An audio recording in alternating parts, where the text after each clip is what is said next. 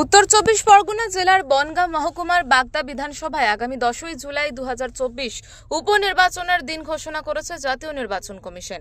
ঘোষণার ২৪ ঘন্টা পেরোতে না পেরোতেই দেওয়াল লিখনের কাজ শুরু করল বিজেপি। মঙ্গলবার সকালে বাগদার বানেশ্বরপুর বাজার সংলগ্ন মনোহরপুর এলাকায় দেওয়াল লেখে বিজেপির কর্মী সমর্থকেরা। প্রার্থীর নামের জায়গা ফাঁকা রাখা হচ্ছে।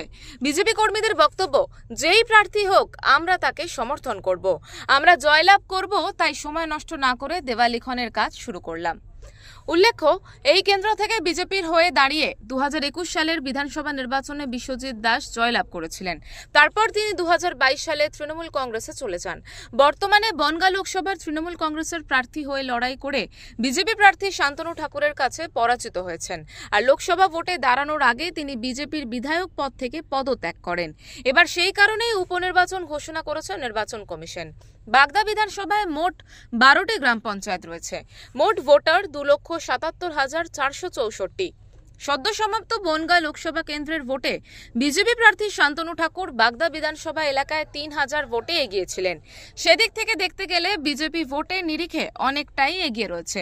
এখন দেখার আসন্ন বাগদা বিধানসভার ফলাফল কার অনুকূলে যায়। আমাদের বাগদা বিধানসভা থেকে আমরা ২০,৩৬১ ভোটে ভারতীয় জনতা পার্টি আমরা এগিয়ে। আমরা নিশ্চিত যে এই উপনির্বাচনে বাগদাতে আমরা জয়লাভ করব। সময় খুব সীমিত, মাত্র ১ মাসের ভেতরে, অর্থাৎ আগামী ১০ তারিখে, গতকাল ১০ তারিখ চলে গেছে, গতকাল ১০ তারিখে নির্বাচন ঘোষণা হয়েছে, আর আগামী ১০ তারিখে নির্বাচন, অর্থাৎ ১ মাস। এই ১ মাসের ব্যবধানে নির্বাচন, তাই আমাদের সময় খুব সীমিত। তাই ভারতীয় জনতা পার্টির পক্ষ থেকে যে প্রার্থীকে দল মনোনয়ন দেবে, পদ্ম ফুলের প্রতীকে যে প্রার্থী হবে তাকে আমরা জেতাবো, এবং তার জন্য আমরা আজকে দেওয়াল লিখন শুরু করেছি।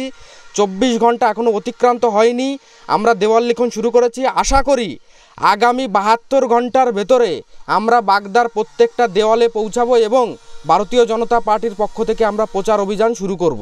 বাগদা থেকে সুকান্ত চট্টোপাধ্যায়ের রিপোর্ট, ওঙ্কার বাংলা।